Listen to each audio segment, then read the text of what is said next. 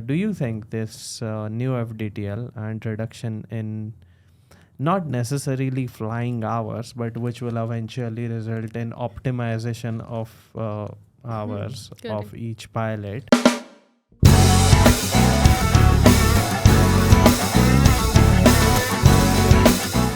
What's up, what's up, what's up? Welcome back to India's number one pilot podcast. Episode number, we do not know, to be honest, but today we finally have Capt.Neha with us. Otherwise, it was for quite some time I and Chintan only making the podcasts. So, welcome back. Thank you. Thank you so much. Yeah. So, the reason being, I was transitioning to getting back to flying from doing the motherhood and CNTAA to now flying and CNTAA and motherhood as well. So, getting back to it had certain challenges and had certain time away from home, because of which I was unavailable here, and that was the reason why I was not available the entire month. My training was there. So since there was a gap in flying for about 1.5 year, it is said that there is a gap between 1 to 2 years. So there is a set training modules which need to be completed, considering the extended refresher, which means that you need to do your ground training, revise all the ground subjects, which include all your technical subjects like technical exams. Followed by that, there will be performance. Followed by that, the operations manual of the company. Then again you have to undergo the safety emergency procedures training, etc. So all of that, and plus all the drills Yeah. over there, like fire drill, ditching drill, followed by that escape slide drill. So all those things had to be done again, because they were about to expire, or some of them had expired. Again, aviation security, DGR, that is dangerous goods regulations training. So all of that took time, as well as there is a simulator training again. So in addition to the every 6 month checks, in which pilots undergo one practice session, followed by that instrument rating check. So there was one additional full flight simulator session because of the gap in flying. So that is to get yourself back into the flying. So it's not only the training that you do in a simulator, but to get back to it, you really have to again get back to books and revise everything that you had done before. So when you are flying on a very regular basis, that time you are doing those things at a certain speed, at a certain pace, because you're doing it very routinely. When there is a break, then that flow is definitely disrupted, and then to get back you have to put in those efforts mentally, and you need to be actively present there. And that was pretty good. I mean, I really enjoyed it. So when I went to the cockpit, the captain was like, I don't find that you are really flying after 1.5 year. So he was like, it's just a routine, it's fine, you're good already, you're there. So I was happy to know that. And it was just a few things which you have to really get into and get your speed back. So that happened. Followed by that, there was a week of break in which I was speaking to CNTAA students, and then the exams were also there, was taking their doubts. And followed by that, again my vacation again was over, then started flying. So there was supervised line flying, in which there was four sectors of SLF were required because of the gap. So the four sectors, it went really well. Did international flight also, domestic flight also, and then checks. It went pretty good. So getting back to flying in this monsoon season, they were like, okay, it's a challenge to get back, and you're getting released in this season. So I was like, yes, but that's when I have always been released. Whenever I had a change in my designation, changes in my, training. So it was pretty fine.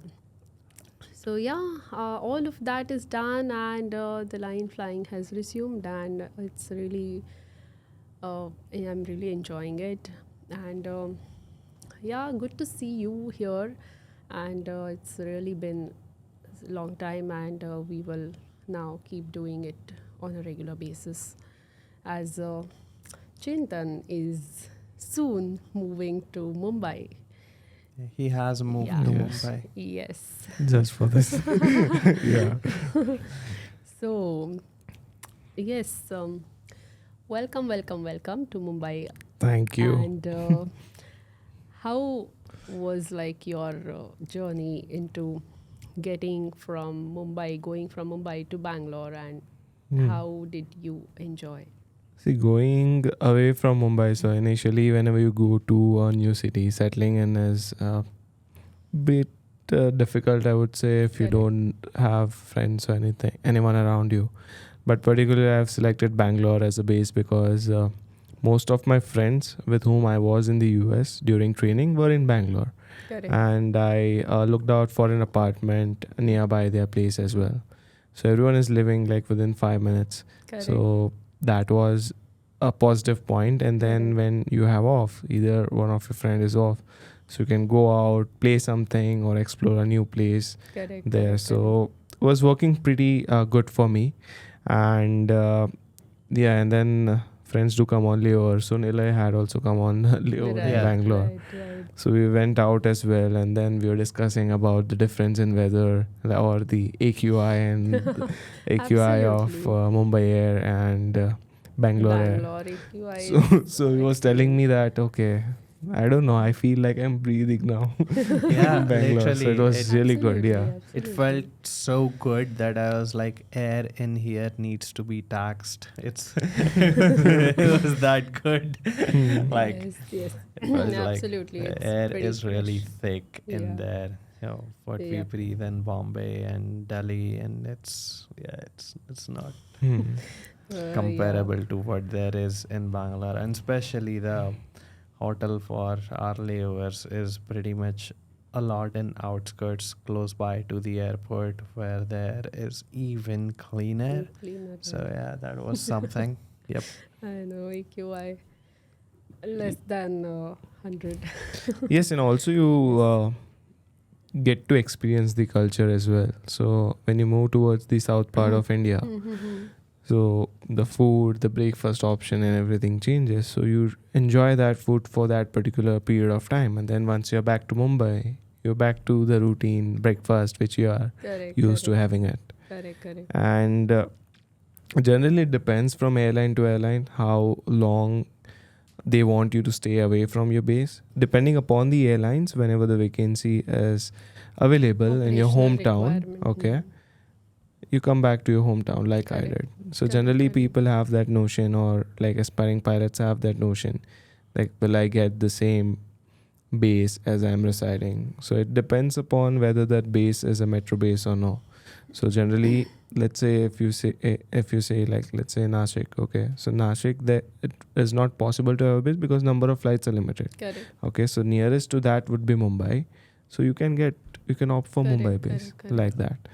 And as you're starting off, generally, let's say most of the pilots, they start around 22 to 25. Age Okay, of. yeah.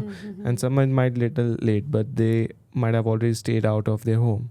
So one thing what I would recommend is, if you can stay out of your home for a period of 6 months to 1 year, that will be a good thing, and I would definitely recommend that, because it will teach you a lot of things. Okay, so when you are at home, so everything is done by your parents. As you know, Indian parents, they love their child a lot, right? So everything is served on you on the platter. Okay, you don't have to do anything. Let's say if you have a problem, you just tell them, it gets solved. Okay, you don't have to worry about anything. But when you go out, okay, Right. outside your home, okay, if you are sick, okay, you have to manage everything by your own. Okay, if you're tired, then also you have to manage everything by your own. Yeah. So that makes you strong. That gives you a perspective in life that what your parents are doing for you, and you have to be grateful for that. And you Absolutely. become a good, strong human being. Resilient. So yes. yeah, so wherever you go, like in any place of the world, you will be strong and you'll be you can manage everything by yourself. So Correct, that's correct. what it teaches. And it also teaches, apart from this thing, it also teaches how to manage your finances, because there Correct. no one is sitting at the home to tell you, okay, don't spend much, Correct. this is how you should spend. It's Correct, in your correct, hand, the correct, money is in correct. your hand, you can spend it however you want, how much ever you want to spend. So that calculated decision financially makes you wiser as well. So that's what I Correct, think, correct, like if you go out for 6 months to 1 year, it will give you a good perspective, and it will also help a person to be more mature. correct. Yeah, absolutely. And the other side of it is the only thing that is strongly desired in the age between 18 to 25, 27 is freedom to choose. And when the money is there, that gives a fair bit of Mm. freedom. And then when you're not living with the parents, Mm. that gives another fair bit of freedom. So yeah, why not, right? Yeah. As long as you trust yourself to be making the wise choices, why not? One should do it. Absolutely, yes. Yeah. So Yes, what, but that's just for a certain period of time. But eventually, like once you have done all of those things, once you have lived by yourself, then at the end, I prefer to stay with family only. correct. Right. Absolutely. Absolutely. Yep. So you mentioned that you are like wearing different hats, such as being a mother, CNTAA, and then the Captain. yeah, the Yes. flying. So how you're liking it, how you're finding it, how you're managing it. Of course, it is up to some extent. It is a challenge to manage all of it, considering the timings and everything. But it is still manageable. We do have help so that things are taken care of for the baby, as well as the flying is pretty okay. And I am, yes, enjoying doing CNTA work as usual, which I always love to do. Right. Yes. Okay. Yeah. House help in India, that is one benefit. And then, yes, you can have someone for Shivansh when you are Yes. not around or you have gone for the flight. Of course, Yeah. giving quality time to your family is important as well, and that we do give like 1 or 2 hours in a day whenever I'm home. That I do ensure that I do give that time to him, as well as giving the time to CNTA students, and then yes, that way it is getting managed very well. Absolutely. So I have been able to do that. Considering now upcoming FDTL will be getting even more time, so there is a new FDTL which is implemented from July 2025, and that is phase 1 of the new set of FDTL. The phase 2 will be rolled out in November 2025. So, any highlights on FDTL from your side? Okay. We Or- follow the roster. That's Yes. to be honest, we follow the So- roster. Make sure that we are not exceeding the FDTL, and that's all. To be honest. So as you might have gone through the FDTL, because that's yeah, you do look into all the papers, and you know the FDTL, and you might be knowing the FDTL in detail. Let us know a little bit about FDTL. Yes, so I have seen the FDTL from 2015 all the way now to 2025 and how it has transitioned. So, what it was till 2019 was, 2 consecutive nights were not allowed at that time. So, if one night you are flown, the other night you are definitely you get that rest, and then the third night you fly if that is a roster and if required, but you're legal to fly on the third night. So in 2019 that was changed and consecutive night operations were allowed, and that is still on till that was still there till June 2025.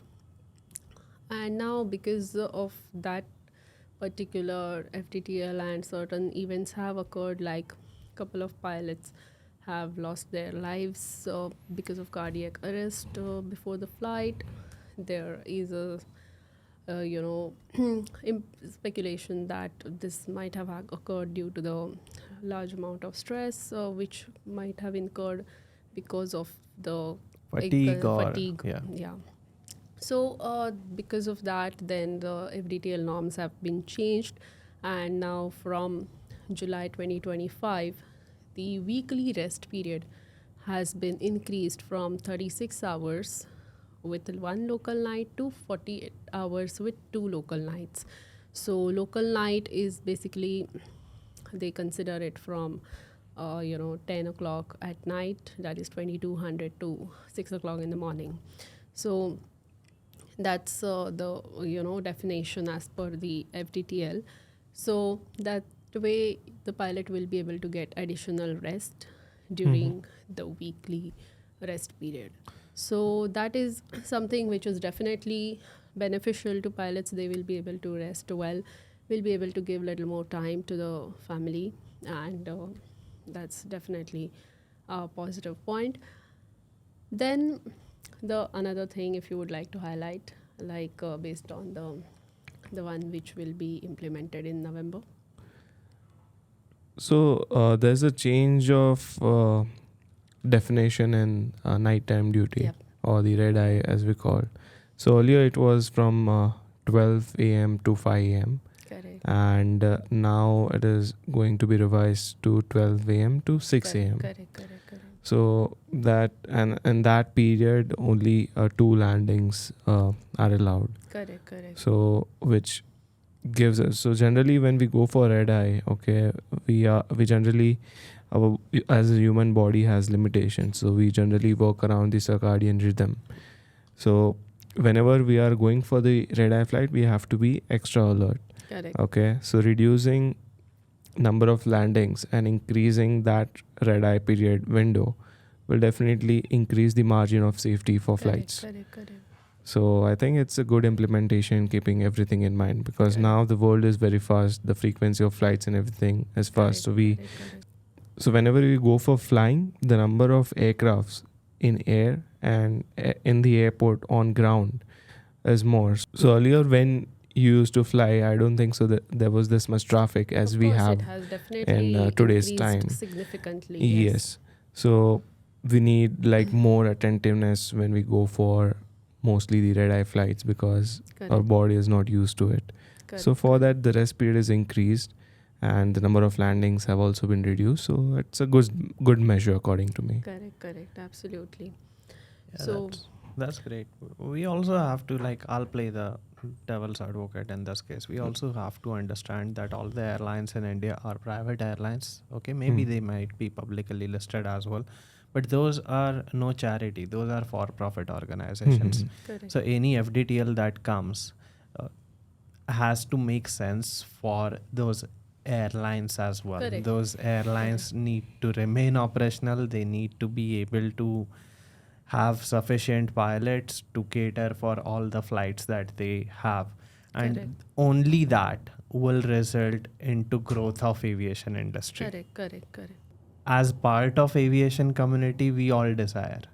So ultimately the airlines goals and our goals are pretty much aligned. There is no deviation between that, but then it so happens that there is always that for the workforce it is like it should be this way, and for the airline maybe if there is any difference in those two things, we all must understand each other's point of views, and that is what it is. At the same time, because of the safety reasons and the health reasons, the new FDTL is very much welcome Correct. and would be benefiting from it well. Now, about that, do you think this new FDTL and reduction in not necessarily flying hours, but which will eventually result in optimization of hours of Correct. each pilot, Slightly reduction, Yeah, to some extent, yes. absolutely. So, do you think the airlines would have to recruit more pilots per airplane? So currently, that is the reason why certain airlines have restructured leave contracts and all, and that is absolutely okay as per the airline operations are concerned. If in case that continues, and then as per the second phase, if there is any requirement of the pilots, yes, definitely, as the number of aircraft are also coming in, the number of pilots required would also be more. So that will rather, this is very complex statistics, I would say, which I think we should not, we don't Yeah. have enough Data data to do that, absolutely. and that we should leave it to the airline to Absolutely, calculate. Yeah. absolutely. Airlines, IATA, and ICAO, and not So and DGCA. but definitely, to some extent, there will be slight increase in Yeah. the requirement by the airlines for pilots. yes. Absolutely, absolutely. And But- do you think that reduction in flying hours will result in reduction in salaries of pilots? So that depends on airline to airline. Whichever airline decides to, they might. Whichever airline continues to keep the same, that is very much airline specific. So, how does the roster look like for you for this month, July? So I'm on 1 week off a month contract, which I am continuing with that, considering my requirement. And so apart from that 1 week, rest of the things are okay. I have 3 layovers. I have one Jeddah layover. I have I just did Chennai layover, and the next is Calcutta, again a red eye flight. So but yeah, that's okay. So as long as it is, considering the rest periods are more, it is fine. Right. That's no problem. So yeah. Absolutely. And I met with the requirement of a senior captain That's awesome. recently. That's So awesome. Nice. yes, that is one new, another upgrade. Right. So that's because of the number of hours as a PIC when you complete on jet aircraft, which is, more than 15,000 kg in all up weight. And if you have more than 2,500 hours on that aircraft, then it is considered as a senior captain. Yeah. That's great. That's great. Yes. So, speaking of, as we spoke for quite significant time about FDTL. So, when would this implement in DGCA syllabus for the exams, do you think? The moment it is implemented, that I have already shot the chapter for Okay. FDTL, and it is uploaded in our CNTAA website for students' reference. So for regulation, yes, students who are doing their pilot training, as and when there are changes, I keep uploading those changes and shooting those changes on whenever I have my free time. I keep uploading that on our website so that students are updated with the current regulations. And yes, the moment there is any revision, like for example, the ATPL requirements change, for example, FDTL changes. For example, if now for ATPL, there is no requirement of you don't again updating and applying for IR every year, which has recently come up. So these things I keep uploading on a very regular basis, routine basis. Any changes in the questions, if they start asking some different type of questions, I keep shooting that and then uploading that. So there are always like updates and uploads and Yeah. changes which we keep doing on our portal. Well, and exactly it's not that. something That results in such good results and good Absolutely. performance By by students, students at CNTA. correct. Yep. If you are an aspiring pilot, contact CNTAA on 9930300426. CNTA is great at teaching you for the DGCA exams, where Capt.Neha, Captain Pankaj teach you for your DGCA exams, be it CPL, ATPL, whatever that it may be. If you have decided to become a pilot, contact CNTAA. On that number, Franklin will be on the other side and he will be willing to assist you with any questions that you may have. If you want to speak to either of us, do inform it to Franklin. He will be willing to schedule something for you. Yeah. Absolutely. And if you And- want to speak to either of us, then you can let Franklin know and he will let us know that you would like to have any meeting Yeah. with us, and we will be most happy to see you. Yeah. Or else just drop down the comment if there is anything general. Okay. If you are deciding to become or decided to become a pilot, call us. And otherwise, comments, yes, we welcome all the comments, and any comments that are replied by either of three of us. That's what we do. Okay. Another update that we also discussed in previous episode, but that was briefly touched upon. I and Chintan, we discussed about it. But that is now DGCA is intending to remove the requirement of physics, maths, English, Just physics, maths Mhm. primarily from the requirement to become a pilot. So, what is your view upon it?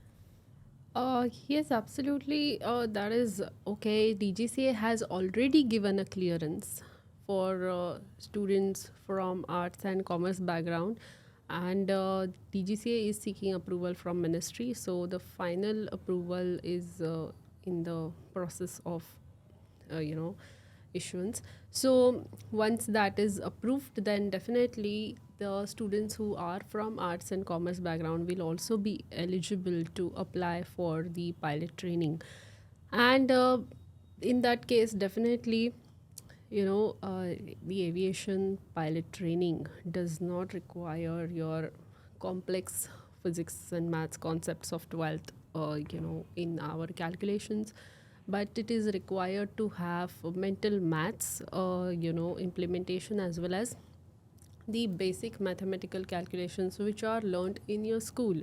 They are enough and adequate to perform your subjects and to study the subjects like navigation, meteorology, technical general, and air regulation. So although the arts and commerce students can apply the basic mathematics, which include addition, subtraction, multiplication, division, this and mental maths is very much essential and required, despite of the students are from arts and commerce background. So as long as that is not a problem, it's absolutely okay to those students to apply here. And it doesn't mean that the mathematics is not there. Mathematics, you will need to solve questions in navigation, and that you should be you need to do practice and you will be good at it. So that's how it is. Apart from that, once this approval is granted, of course the doors will be open to more number of students from all the backgrounds.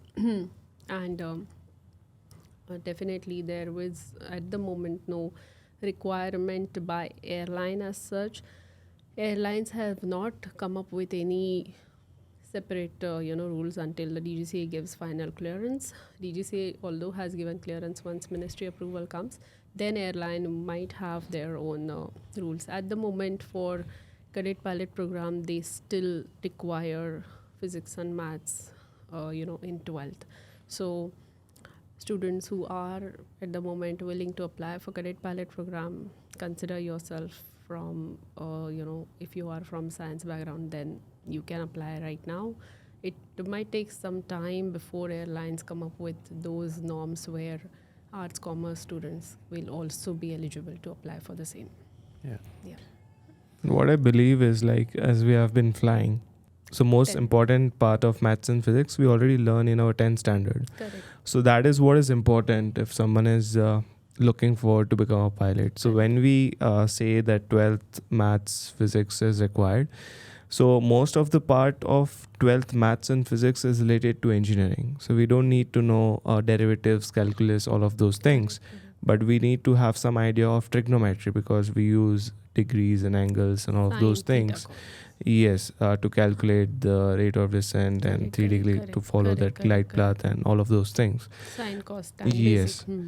So yes, so mostly students are scared when they hear maths and physics required because of derivatives calculation, because that part of engineering is one of the toughest part, and Yeah. that is not required for become a pilot. Correct. Okay, if you know Pythagoras theorem, that's good. If you know like speed, distance, time calculation, that is good. Correct.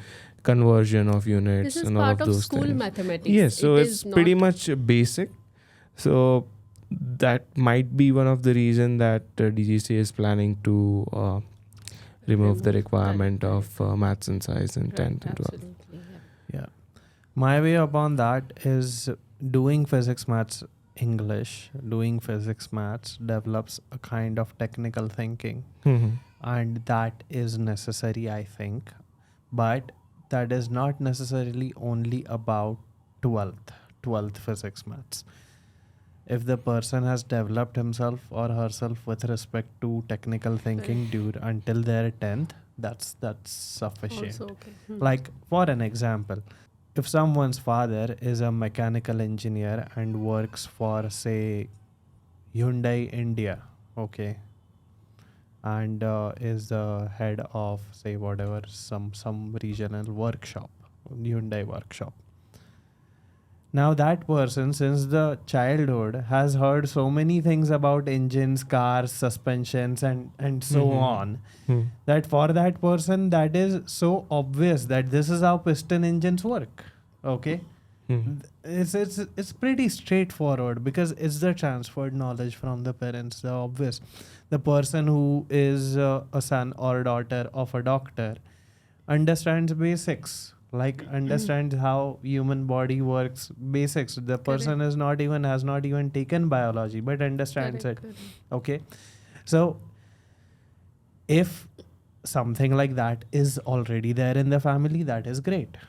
If something like that is non-existent in family and the family is also from, say, law background or something different, some different background, business background or something like that, then, and if you are certain that you want to become a pilot, then develop a curiosity into technical things. Correct, Because technical curiosity is very much required for aviation. Correct. It's like if you are not curious about how things work, then the motivation to study it is really It's no longer less, there. Yeah. less, and that cannot be there because there's so much to study and so much curiosity required to open those books and look into each thing, that why do we do what we do at each phase of the flight or anything like that. Absolutely. That's how I look at it. Basically how the engine works. Yeah. Okay, jet engine works.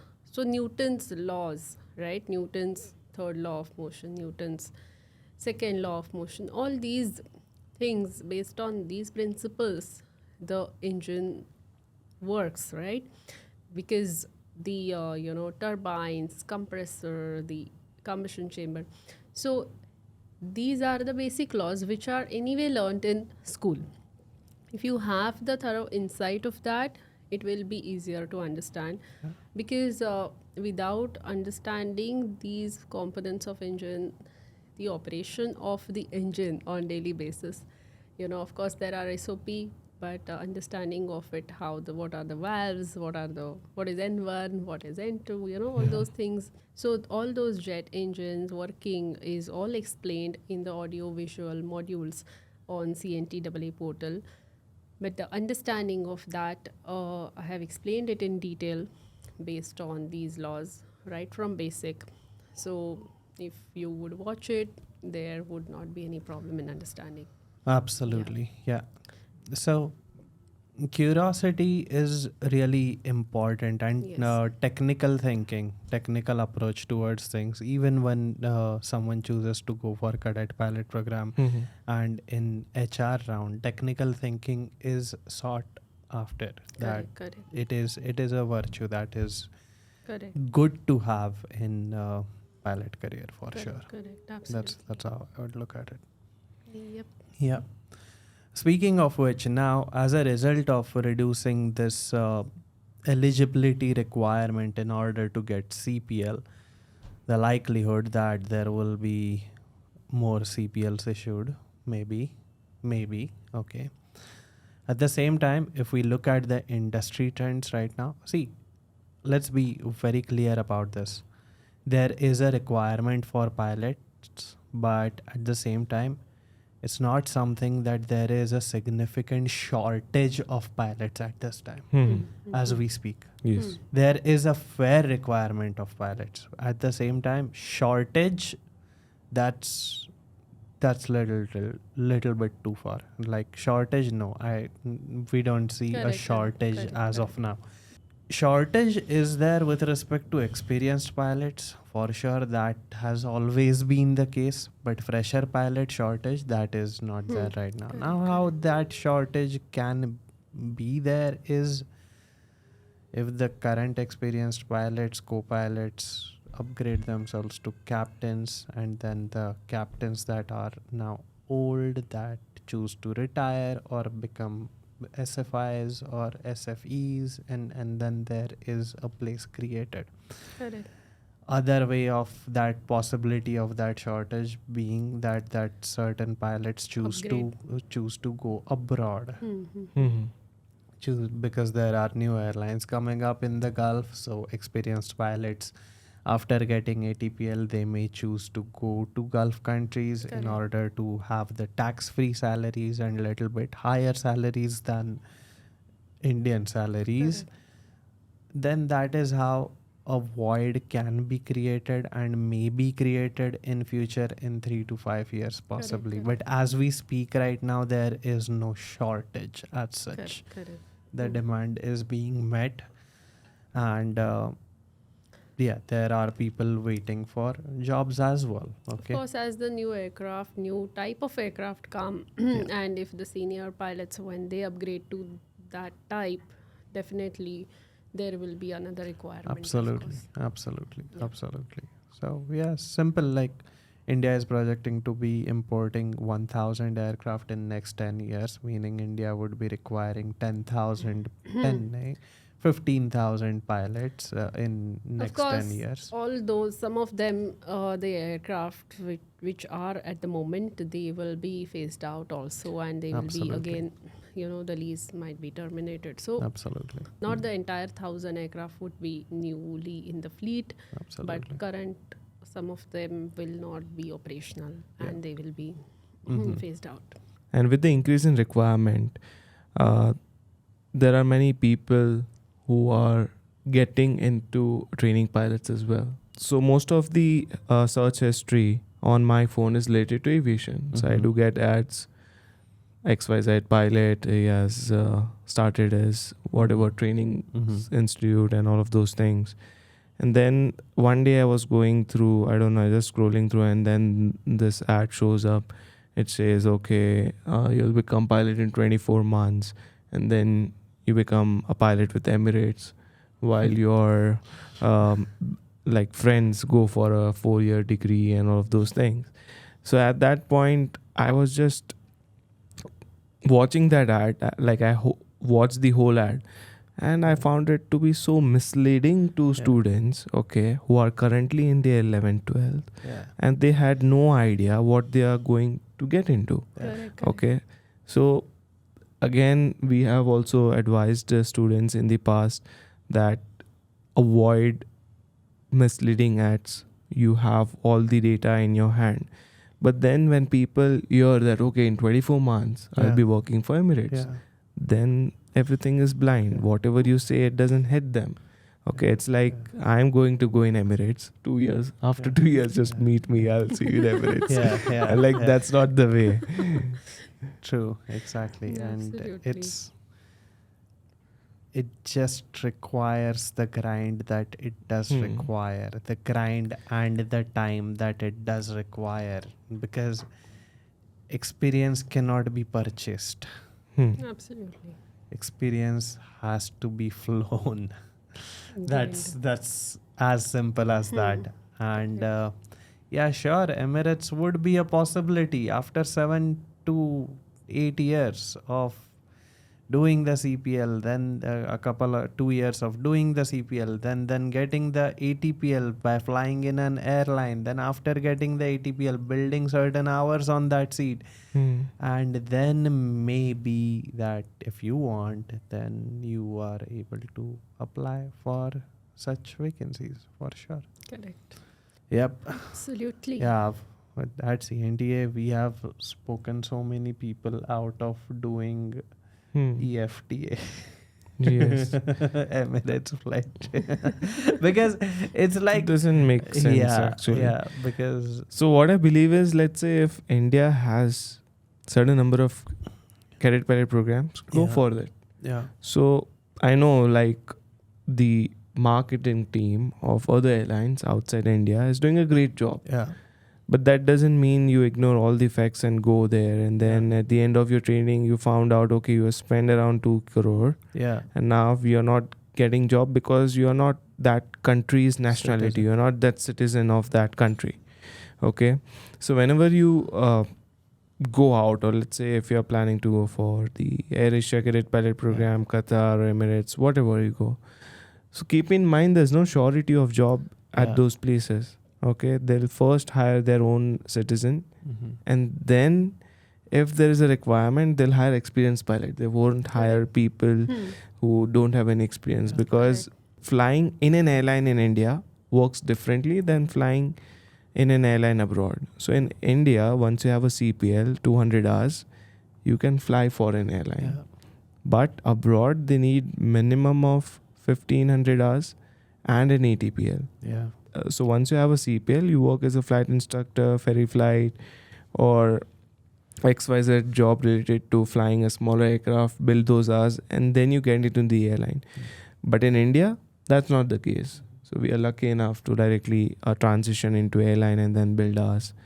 So that's the difference. I mean, we have highlighted this difference many times, but then people fail to understand and eventually get stuck in wrong places, and then we try our best to get them out. But initially, to start with, only we have just warned everyone Right. or informed everyone to make a good decision for themselves. Yeah. Absolutely. Yeah, right now aviation industry is just it is growing very steadily, slowly. It's not like a hockey stick. Exponential, yeah. Exponential, like it was right after COVID recovery. Mhm. It was kinda exponential, but now it's just there, Steady. kinda, because there's so much uncertainty right now. There are countries fighting wars, and then abruptly there are certain routes that are closed, and Yeah. so many things, the volatility in the stock markets and everything. Because of that, probably all the airlines are also being very watchful of the growth steps, that Mhm. where let's see where the economy is going, and then probably take the big steps, because Correct. once you expand, True. you need to maintain make it operational. maintain that much. So but that's for next a year or two. But then overall, if we look at the period of 10 years, then There is that's growth. yeah, Yeah. absolutely. All right, guys, thank you for watching, listening, and subscribing. If you are an aspiring pilot, you know the drill. And once again, thank you for supporting this channel. Thank you so much and I'm really glad to see you here again, and we'll see you soon again. Bye-bye. Take care. All the best. Thank you for watching this podcast until now. If you are planning to start your pilot training, all the best for your pilot training. See you soon in the cockpit. Bye bye. Take care.